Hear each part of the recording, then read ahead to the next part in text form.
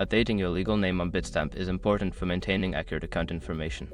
Follow these steps to ensure a smooth process. Step 1. Log into your account.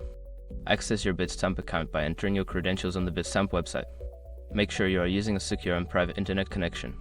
Step 2. Navigate to account settings. Once logged in, go to your account settings. This is usually found in the profile or account section of the website. Look for options related to personal information or identity verification. Step 3. Prepare required documents. Make sure your information is protected first. Most people don't think about breaches until something actually happens to their accounts. Use SROC to monitor your accounts 24/7 and instantly alert you if your information appears in leaked databases online. It constantly checks billions of breached data points in the background.